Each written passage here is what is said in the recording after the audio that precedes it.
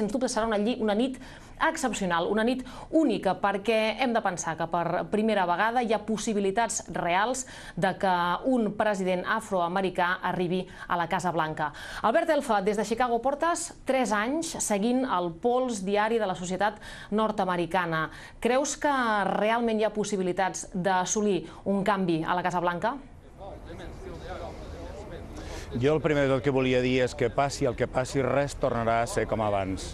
Dit això, doncs està clar que pels molts nord-americans els hi costarà acceptar, si guanya Barack Obama, que un representant d'una de les minories més característiques i també més conflictives d'aquesta societat nord-americana, com és la dels afroamericans, doncs que els acabi governant. Això fins ara era increïble, impensable. D'altra banda, sobretot perquè ha estat lluitant en aquesta cursa electoral contra un dels representants més excels de la societat nord-americana, un home gran, blanc, heroi, militar i amb medalles de guerra. Des de Phoenix, has copsat aquesta voluntat de canvi? Efectivament, hi ha molta voluntat de canvi. La crisi econòmica castiga amb força la majoria de famílies nord-americanes en tots i cada un dels estats. La guerra de l'Iraq ja fa 5 anys que s'arrossega i està costant milers de milions de dòlars. Els nord-americans creuen que les coses van malament.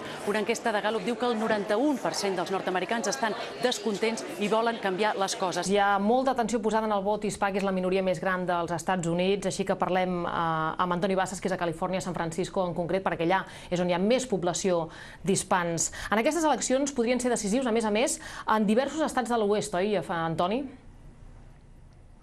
Doncs sí, Raquel, en efecte, poden ser decisius i sembla que seran decisius votant Barack Obama.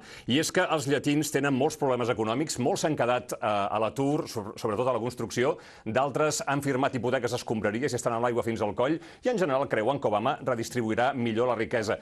Tindrem temps al llarg de tota la nit de repassar moltes coses, moltes de les situacions que es produeixen als Estats Units, especialment avui, aquest dia d'eleccions. Hi haurà aspectes a analitzar al llarg de tota la nit i per fer-ho comptem amb una taula entre aquí i Miami que ens ajudarà a entendre millor els resultats i com són els Estats Units avui.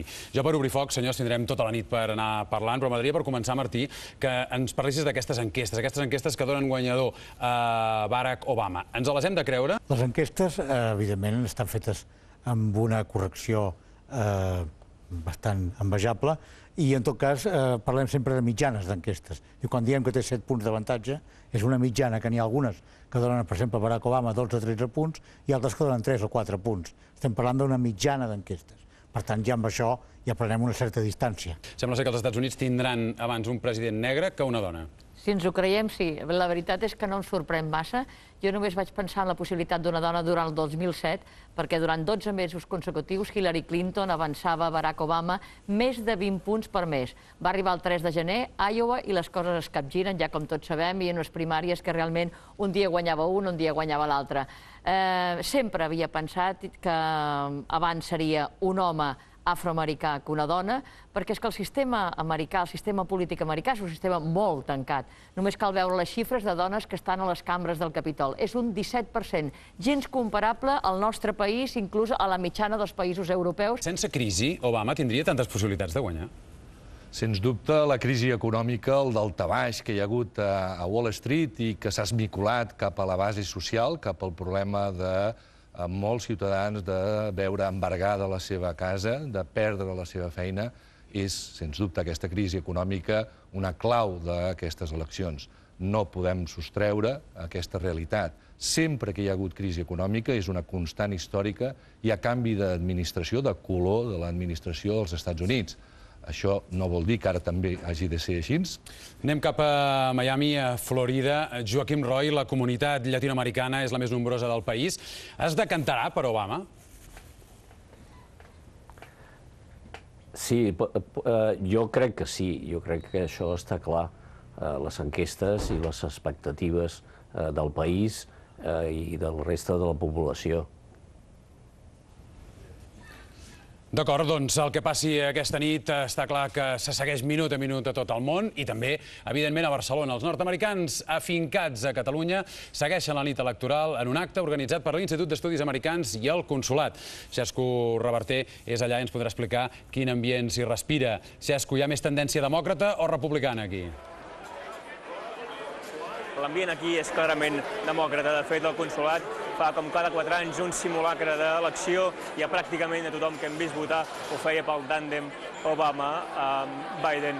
Els explicarem com funcionarà aquesta nit. El primer que els hem de dir és que el sistema de votació als Estats Units és molt diferent al que tenim aquí. Per començar, és un sistema indirecte. Els nord-americans no escullen directament a un candidat, sinó que voten per escollir uns compromissaris que després formen un col·legi electoral que és qui finalment acaba escollint el president. Aquest col·legi electoral està format per 538 compromissaris. Per tant, per guanyar, un candidat necessita com a mínim 270 compromissaris.